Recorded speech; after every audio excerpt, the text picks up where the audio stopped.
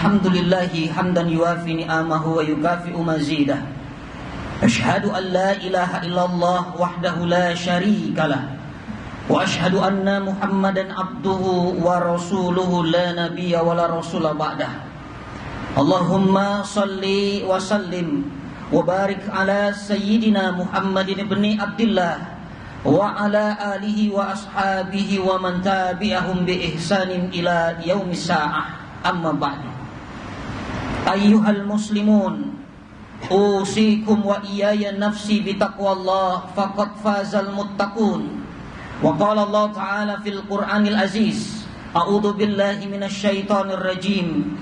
Ya ayyuhalladzina amanu taqullaha haqqa tuqatih wa la tamutunna illa wa antum muslimun. Wa qala aidan, ya ayyuhan nasu taqu rabbakumul ladzi khalaqakum min nafsin wahidah wa khalaqa minha zawjaha wa batha minhuma rijalan katsiran wa nisaa'a wattaqullaha alladzi tasaaluna bihi wal arham innallaha kana 'alaikum raqiba. Shadaqallahul adzim. Jamaah ahli Jumat yang dimuliakan Allah, setelah kita ucapkan kalimat syukur kepada Allah Subhanahu wa taala, lalu kita ungkapan salawat serta salam kepada Rasul Muhammad sallallahu alaihi wasallam, maka sikap terbaik bagi seorang mukmin yang tidak akan tahu apa yang diusahakannya hari esok, kapan dan di bumi mana maut akan datang menjemput.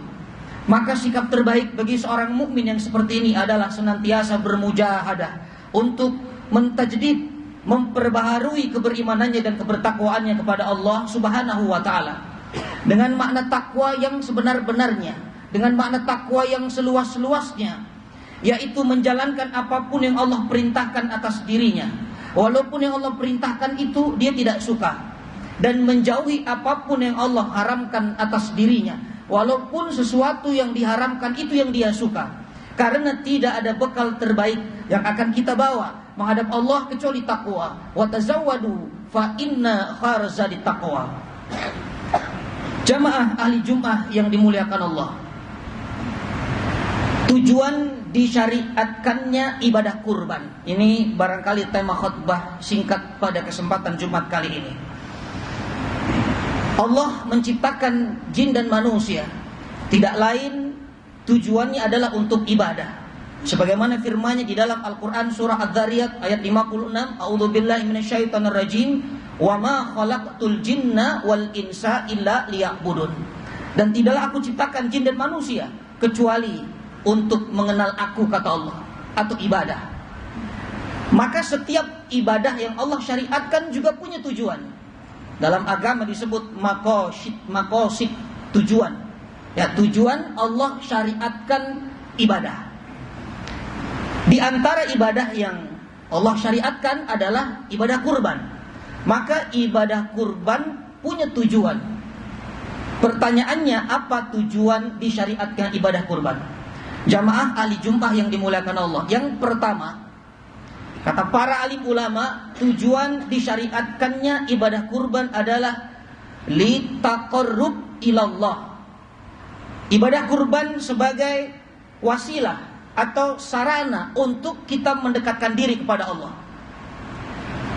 Sebenarnya semua ibadah tujuannya untuk mendekatkan diri kepada Allah.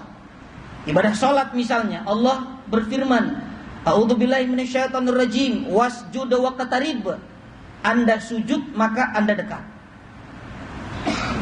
Jadi salat kita untuk mendekatkan diri kepada Allah. Ibadah puasa Ramadan, ayatnya bercerita tentang perintah puasa. Al-Baqarah 183, tapi di surah Al-Baqarah 186 ditutup dengan ayat tentang kabar gembira bahwa Allah dekat dengan siapapun yang meminta kepadanya. Wa idza sa'alaka ibadi anni fa inni qarib. Maka ibadah kurban lebih jelas lagi kata para ulama, karena kurban itu berasal dari kata qarraba yuqarribu kurbanan. Dan dalam kaidah gramatikal Arab, ketika satu kata ditambahkan alif dan nun maka memiliki makna sempurna. Contohnya, Quran. Quran itu satu akar kata dengan qara'a yaqra'u, artinya membaca. Iqra', bacalah. Quran artinya bacaan yang sempurna. Tidak ada bacaan yang lebih sempurna dari Quran. Karena satu huruf bernilai 10 kebaikan. Maka kurban kalau diartikan secara bahasa saja punya makna qarraba yuqarribu, dekat, kurban kedekatan yang sempurna. Kedekatan yang sangat sempurna dengan Allah Subhanahu wa taala. Subhanallah. Maka ingin menjadi hamba Allah yang taqarrub kepada Allah, dekat dengan Allah, jangan tinggalkan satu ibadah ini, yaitu ibadah kurban. Jamaah ahli Jumat yang dimuliakan Allah. Yang kedua, apa tujuan disyariatkan ibadah kurban? Ibadah kurban bertujuan takhlisul akidah, untuk memurnikan tauhid kita kepada Allah. Karena ternyata banyak manusia menyembelih binatang, tapi bukan karena Allah. Makanya ada orang menyembelih binatang tujuannya karena laut selatan ngamuk, untuk penjaganya. Karena gunung ngamuk, untuk penjaganya. Bahkan ada yang menyembelih hewan kepalanya ditanam di tiang-tiang bangunan. Naudzubillah. Maka kata ulama, penyembelihan seperti ini hukumnya ini mendatangkan tandingan bagi Allah Subhanahu wa taala. Ittaqi hadza syirik. Bertakwalah kepada kesyirikan, bertakwalah, takutlah kepada syirik. Sesungguhnya kata Nabi, inna akhwafa, sesungguhnya syirik itu lebih halus dari langkah semut, kata Nabi SAW. Bahkan Al-Imam Ibnu Taimiyah mengatakan, siapa orang yang meyakini hasil atau dikatakan usahanya mempengaruhi hasilnya, maka telah syirik, kata Imam Ibnu Taimiyah. Khatib ulangi lagi, siapa yang meyakini usahanya, ikhtiarnya, meyakini bahwa ini menentukan hasilnya, maka telah syirik. Bahkan Imam Ibnu Athaillah As-Sakandari, ulama yang punya karya luar biasa, kitab Hikam, beliau mengatakan siapa yang sholat karena meyakini itu adalah keinginannya, kemampuannya, maka dia telah syirik. Karena sholat itu la haula wala quwata illa billah. Ibadah itu la haula wala quwata illa billah. Makanya di dalam suratul Fatihah, iyyaka na'budu, hanya kepadamu aku ibadah, wa iyyaka nasta'in, dan hanya kepadamu aku minta pertolongan. Itulah akidah. Jamaah al-Jumat, kata ulama, hanya untuk sekedar santapan, ini hukumnya mubah atau boleh. Seperti menyembelih ayam untuk dimakan, menyembelih daging, menyembelih kambing, sapi untuk dikonsumsi, ya, sate, rendang dan sebagainya, itu hukumnya boleh, itu mubah. Selama dibaca bismillah, tata caranya, maka tidak jatuh kepada haram. Tapi yang ketiga, ada menyembelih yang ini sangat terhubung dengan Allah. Ini adalah penyembelihan untuk Allah. Inna sholati wa nusuki wa mahyaya wa mamati lillahi rabbil alamin. Penyembelihan yang memang disyariatkan oleh Allah, seperti akikah misalnya, itu untuk Allah. Seperti hadiyu dalam ibadah haji, itu untuk Allah. Dan termasuk di dalamnya adalah udhiyah atau kurban. Jamaah ahli Jumat dirahmati Allah. Maka tujuan Allah syariatkan ibadah kurban ini untuk memurnikan akidah kita. Allah datangkan syariat menyembelih supaya kita menyembelih hewan kurban bukan untuk makhluk Allah, bukan untuk yang lain, bukan untuk dukun. Betul-betul menyembelih karena atas dasar perintah Allah Subhanahu wa taala. Karena yang sampai kepada Allah adalah ketakwaan kita.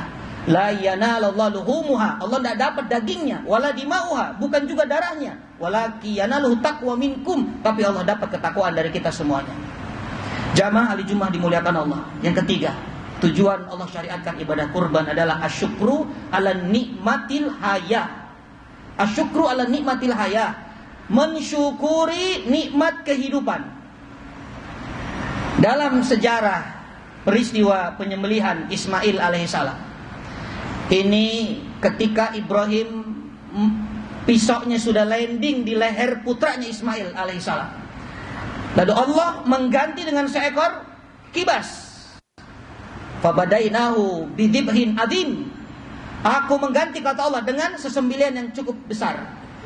Maka kata para ulama, ini yang pertama, pesan moral pertama, Allah masih memberikan kehidupan kepada Ismail alaihissalam. Seandainya Allah tidak mengganti seekor kambing saat itu, Ismail wafat. Maka itulah nikmat kehidupan. Yang kedua, Allah mengganti Ismail alaihissalam dengan kambing yang besar.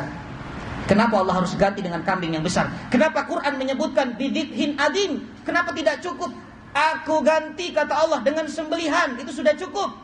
Tapi Allah ingin sampaikan pesan yang kuat kepada kita, bahwa kambing sebagai pengganti Ismail setara dengan ketakwaan Ismail alaihissalam.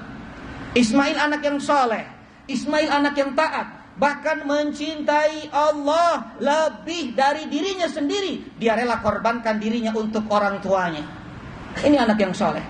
Maka kalau Allah tidak ganti dengan sembelihan yang besar, ini tidak setara dengan kesolehan Ismail alaihissalam. Maka pelajarannya, kata ulama, seperti apa kurban yang kita berikan, seperti itulah ketakwaan yang ada dalam diri kita. Maka kurban kita ini, takwa kita ini, dilihat dari kurban kita bagaimana. Jamaah ahli Jumat dimuliakan Allah. Yang menarik adalah ayat ini mensyukuri nikmat kehidupan ini dihubungkan dengan perintah kurban. Karena ayatnya diawali dengan peringatan kepada nikmat. Surah Al-Kautsar, a'udzubillahi minasyaitonirrajim, inna a'tainakal kautsar fasholli lirabbika wanhar inna syani'aka huwal abtar. Sesungguhnya kami telah memberikan kepadamu ya Muhammad nikmat yang cukup banyak. Kautsar itu bentuknya sighah mubalaghah. Kalau dikatakan katsir itu banyak, tapi bisa dihitung, 1 miliar bisa dihitung, 1 triliun bisa dihitung. Tapi kalau kautsar itu sudah tidak bisa dihitung. Maka nikmat yang Allah berikan, di dalam Al-Quran dikatakan, a'udzubillahi minasyaitonirrajim, wa in ta'uddu nikmatallahi la tuhsuha. Kalau Anda mencoba menghitung nikmat Allah, tidak mungkin Anda bisa menghitungnya. Dan dirangkum dalam satu kata, kautsar. Yang menarik, konsekuensi syukur itu seharusnya, konsekuensi nikmat seharusnya syukur kepada Allah. Tapi Allah perintahkan sholat dan berkurban. Kenapa ayatnya tidak mengatakan inna a'tainakal kautsar fashkur li rabbika wanhar? Itu lebih tepat. Tapi Quran tidak salah. Ada rahasia di sini. Kata para sebagian ulama tafsir mengatakan, kenapa Allah katakan setelah kita mendapat nikmat banyak, maka Allah perintahkan kita sholat untuk Allah lalu berkurban. Maka kata sebagian ulama tafsir, puncak rasa syukur kepada Allah adalah sholat dan berkurban. Itu puncak rasa syukur, terutama sholat. Maka mohon maaf jamaah di Jumat dimuliakan Allah, kalau kita mengatakan kita ini hamba Allah yang pandai bersyukur, lisan kita mengatakan alhamdulillah, alhamdulillah ya Allah atas nikmatmu ya Allah, tapi kita tidak sholat, jangan mengatakan kita hamba Allah yang pandai bersyukur. Syukurnya tidak diakui oleh Allah Subhanahu wa taala. Karena puncak rasa syukur adalah sholat. Semakin baik sholatnya, semakin kelihatan, semakin terlihat rasa syukurnya kepada Allah. Tapi Allah sandingkan lagi dengan kurban. Apa pelajaran? Ini menarik.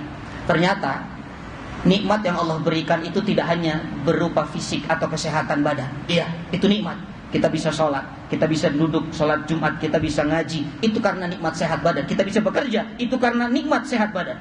Tapi nikmat tidak hanya sehat. Bahkan dalam kantor, dalam pekerjaan, subhanallah, kenapa bisa kerja? Karena sehat. Kenapa dapat rezeki? Melalui wasilah kerja. Tapi bukan kerja mendatangkan rezeki.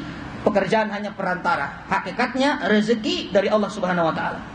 Maka dua nikmat ini, kata ulama, ketika bersyukur, tolong bersyukur pada tempatnya.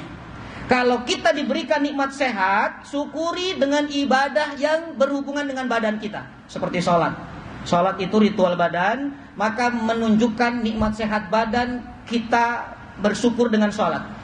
Ada nikmat harta.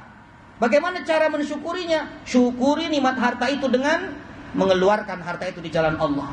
Subhanallah. Makanya sholat tidak bisa pisah dengan zakat. Karena ini simbol rasa syukur seorang hamba kepada Allah untuk mensyukuri dua nikmat yang luar biasa yang Allah berikan kepada kita, nikmat sehat badani dan nikmat sehat ekonomi. Maka jamaah di Jumat dimuliakan Allah. Sampai Rasulullah SAW mengatakan dalam hadis yang sahih, man wajada sa'atan falam yudahi fala yaqrabanna musallana. Siapa yang memiliki keluasan rezeki tapi dia tidak mau kurban, jangan dekati tempat sholat kami. Subhanallah. Ibadah yang ditempelkan dengan sholat maka memiliki derajat yang tidak kalah dengan sholat. Zakat tidak kalah dengan sholat, ditempel dengan sholat. Wa aqimus sholata wa atuz zakat. Kurban pun tidak kalah dengan sholat.